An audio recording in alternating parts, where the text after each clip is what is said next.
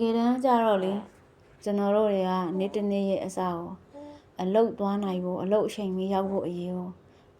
အစောကြီးထားပြီးအလျင်မီအောင်လုပ်ရတာတွေနဲ့အချိန်တွေကုန်ကြတယ်ကျွန်တော်တို့တွေမှာလူတွေကမသိတဲ့လူတွေကပြောကြတယ်မနေ့၈နာရီအလုတ်သွားတယ်ညဘက်9နာရီအလုတ်ပြီးတယ်လစာတွေဘယ်လောက်ရတယ်လူလေးပါသူတို့တွေပြောတာဒါပေမဲ့ကျွန်တော်တို့ဖြတ်တန်းနေရတာမနေ့၈နာရီအလုတ်သွားမယ်ဆိုရင်ကျွန်တော်မနေ့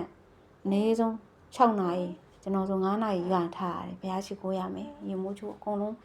ဒါတောင်မှလစာနေလူတွေဆိုထမင်းအတွက်နဲ့4နာရီခွဲလောက်ကနေထားချက်ရလိမ့်မယ်ညဘက်9နာရီအလုတ်ပြီးပြီဆိုရင်ရောကျွန်တော်တို့အလုတ်ပြီးတာနဲ့အိမ်ကိုတန်းရောက်တာပဲလားကျွန်တော်တို့မှာအလုတ်ပြီးလို့ကားမက်တိုင်မှာကားဆောင်ရမယ်ကားမလာဘူးကားပိတ်တယ်အနည်းဆုံးကျွန်တော်တို့8နာရီမှအိမ်ပြန်ရောက်တယ်8နာရီအိမ်ပြန်ရောက်လို့ရောကျွန်တော်တို့မောပန်းနဲ့ထိုင်ချလိုက်ပြီလားဘာမှမလုပ်တော့ဘူးလားအဲ့ရဘောတခါလေးအိတ်တာပဲလားကျွန်တော်တို့မနေ့ပြန်အတွက်ပြင်ဆင်ရအောင်မယ်အဝစားအကုန်လုံးပေါ့နော်မိမှုတိုက်တာကအစားကျွန်တော်တို့ဘဝတွေကအရန်ကိုခက်ခဲတယ်အချိန်ဖို့ဆိုတာမရှိဘူးဆိုတာကိုလူတွေကမယုံဘူးလစားတွေကြတော့ဥပမာ8သိန်းရတယ်